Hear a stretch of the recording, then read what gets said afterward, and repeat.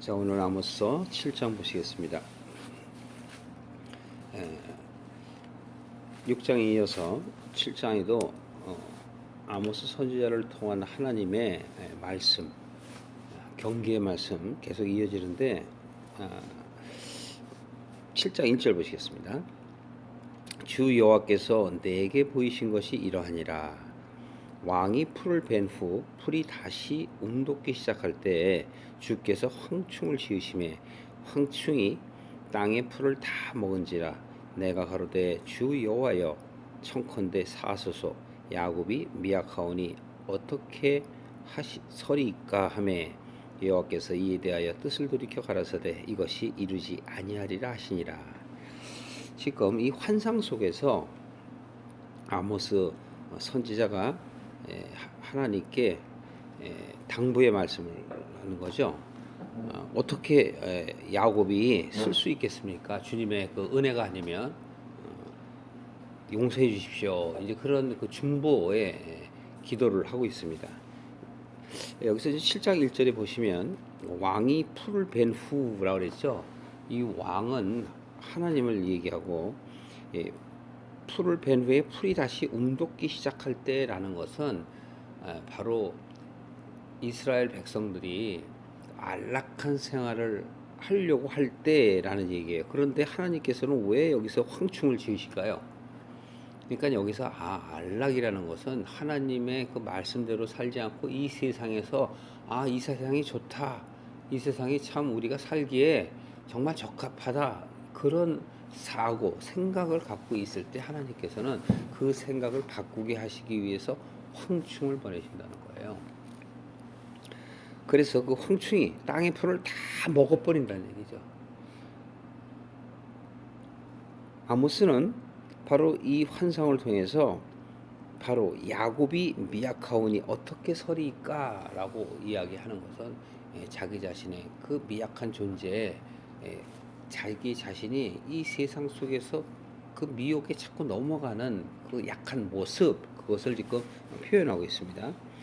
자, 4절 보시면 주 여호와께서 또 내게 보이신 것은 다른 환상을 지금 또 보고 있습니다. 이러하니라. 주 여호와께서 명하여 불로 징벌하게 하시니 불이 큰 바다를 삼키고 육지까지 먹으려 하는지라. 이에 내가 가로되 주 여호와여 청컨대 그치소서 야곱이 미약하오니 어떻게 서리이까 하매 주 여호와께서 이에 대하여 뜻을 돌이켜 가라사대 이것도 이루지 아니하리라 하시니라. 자, 이것도 마찬가지입니다. 지금 불은 심판을 의미해요. 어두움, 더러운 것들을 깨끗이 소독하고 없애버리는 그 상징의 의미를 이야기하는데, 물이 큰 바다를 삼킨다는 것은 이스라엘이 즉 세상 속에 타락되어 있는 모습을 큰 바다를 얘기하는 거예요. 성경에서 얘기하는 바다는 이 세상을 얘기하고 세상의 가치 속에 빠져 있는 어둠을 이야기하기도 합니다. 그래서 하나님의 사람들이 그 어두운 가운데 있는 것을 표현하기도 해요. 따라서 하나님께서는 그것을 불로 모든 것을 삼키려고 하신다라는 것을 은유로 얘기하는데, 조금 전에도 우리가 황충을 얘기했죠. 이번에는 불을 얘기한단 말이에요. 그런데 그 황충이라는 의미도 사실은 그런 은유법을 쓰셨지만 이스라엘을 징치하시는데 다른 나라를 들어 쓰는 거예요. 이 당시에는 이제 그 아수르라는 나라를 들어 쓰죠. 아수르, 다메섹, 블레셋을 얘기합니다. 그리고 이제 바빌론, 애굽, 그 외에도 여러 주변 국가들이 싸움을 많이 하던 그런 시대 때인데, 하나님께서는 그 주변국을 들어서서 지금 이스라엘을 징계하시는 것이거든요.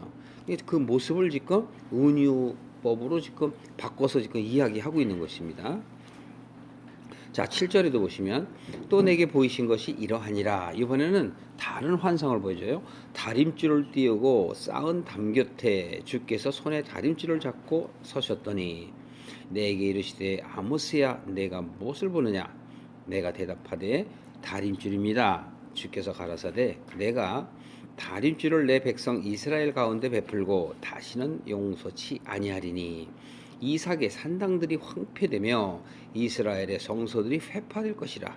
내가 일어나 칼로 여로보암의 집을 치리라 하시니라. 자, 이것도 지금 다림줄과 담을 이야기하죠.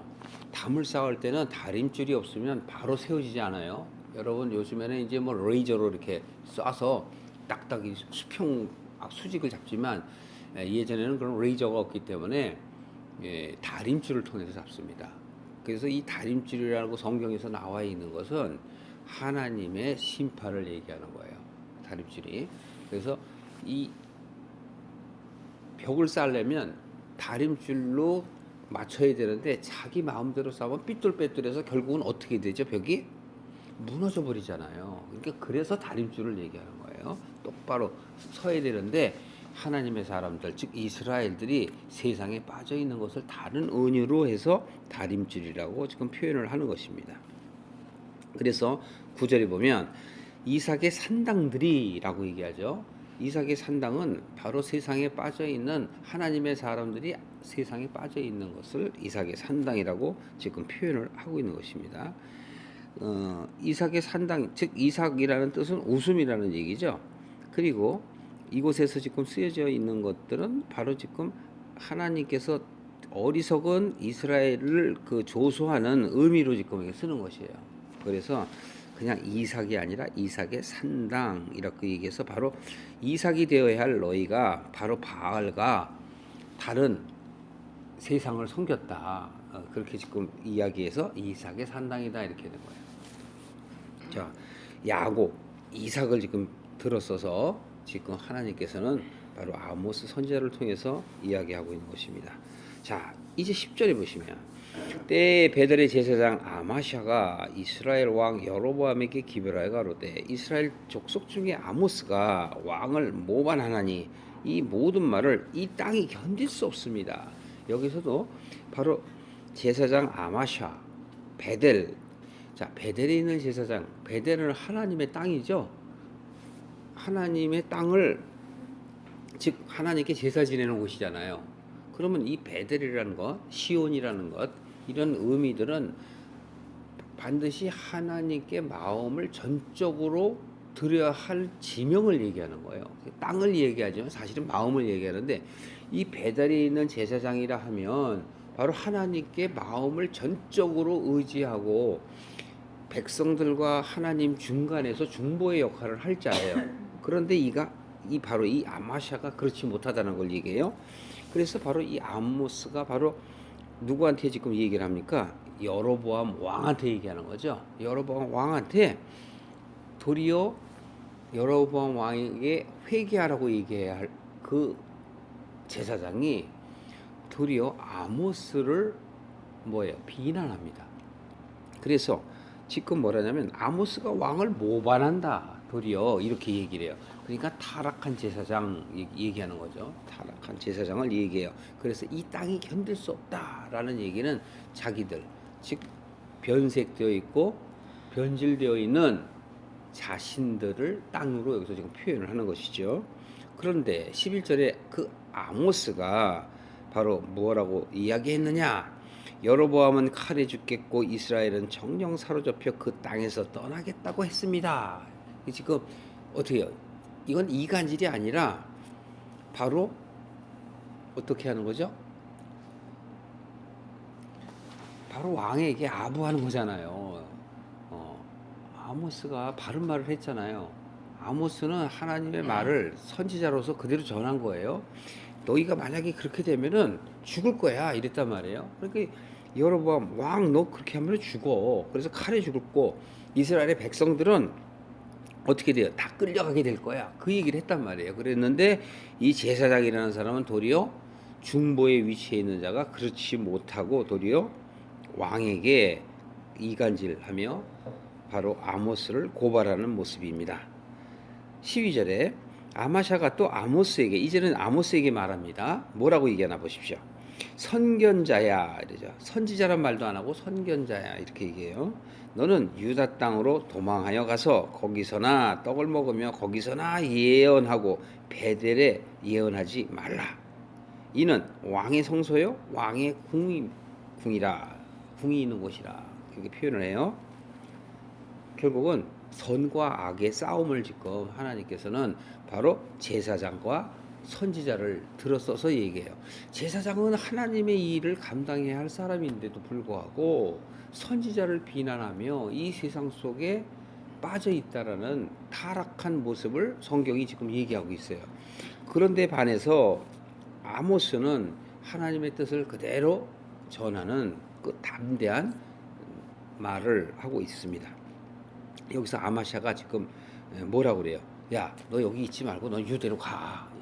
유대는 남유다 땅이에요. 지금 여로보암은 북이스라엘의 왕이고 베델은 북이스라엘에 있는 거거든요. 그러니까 너는 여기서 떠나가. 여기 있으면 네가 도리어 왕한테 죽임을 당할 거야. 여기서 예언하지 말고 저 유대 가서 예언이나 해. 여기는 오지 마. 지금 그런 겁니다.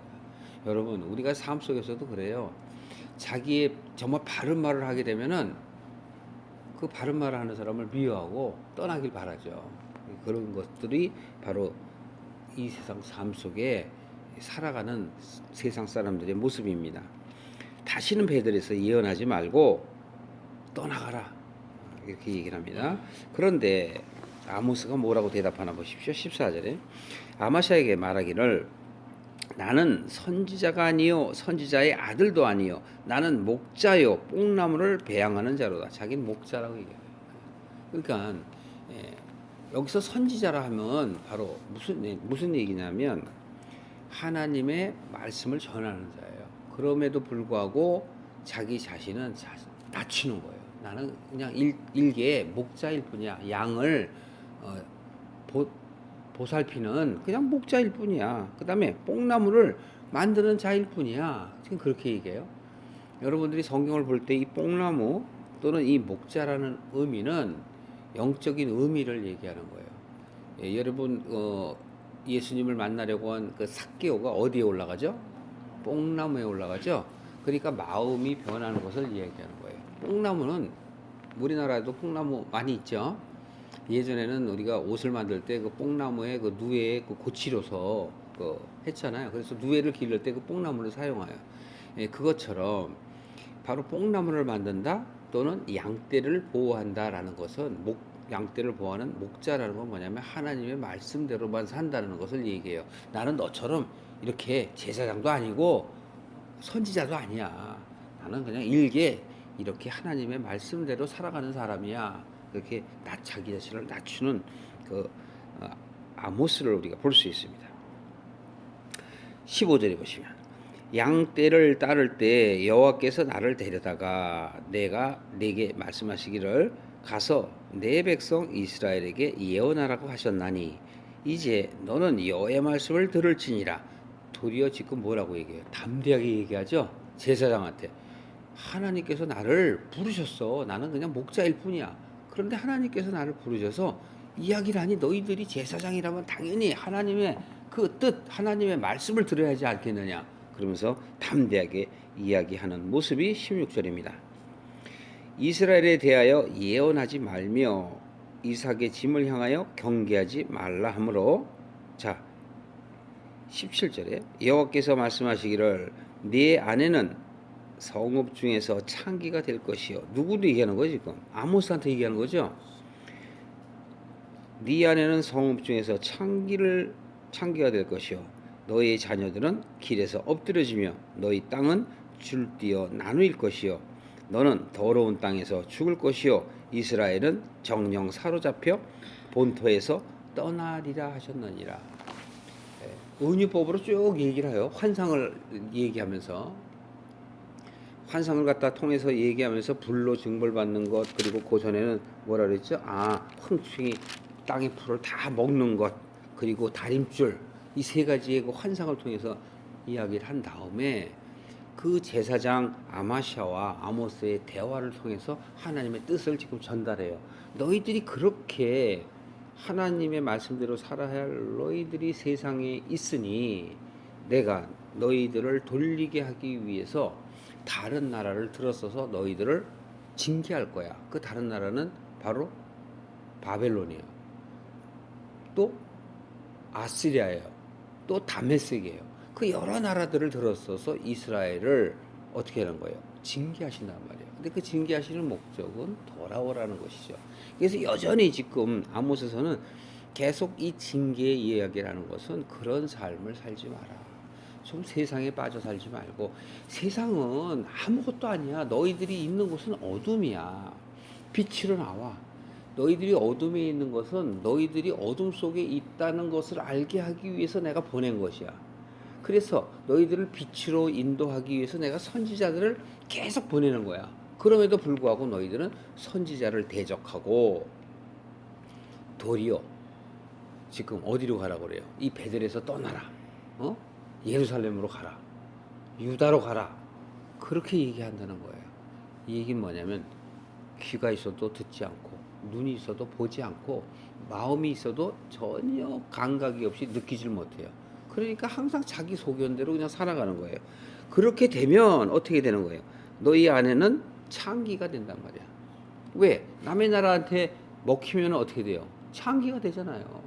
예, 몸 파는 자가 되잖아요. 한국에도 그래서 위안부들이 생기게 됐잖아요. 한국에 주권이 없는데 어떡할 거예요? 이스라엘에게 주권이 없는데 어떻게 되냐고. 그러니까 창기가 될 거예요.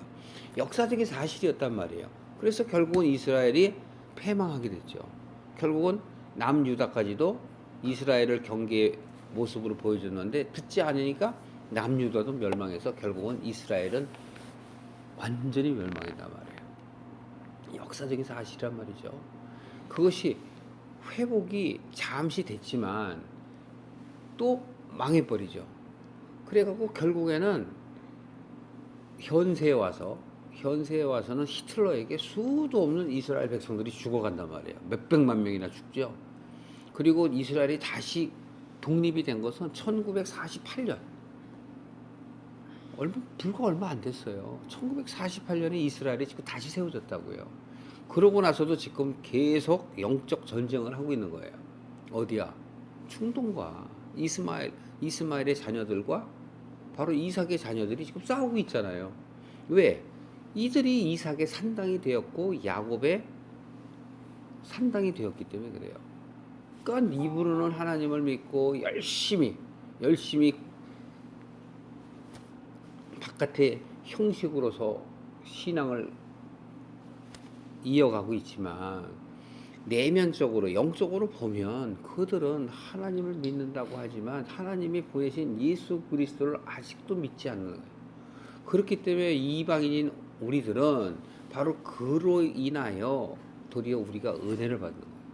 그러니까 우리의 삶 속에서 살아가면서 우리가 항상 생각해야 할 것은 세상을 바라보지 말고 항상 하나님의 말씀을 사모하고, 말씀을 사모하지 않는 자들은 하나님을 알 수가 없어요. 믿는다는 건 하나님의 말씀을 들어야 돼. 근데 자꾸 세상 말씀을 들으면 안 된단 말이야. 세상 말씀은 이것이 좋다, 저기가 좋다, 이 세상이 좋다, 자꾸 그런 것만 보게 되면 하나님을 바라볼 수가 없습니다.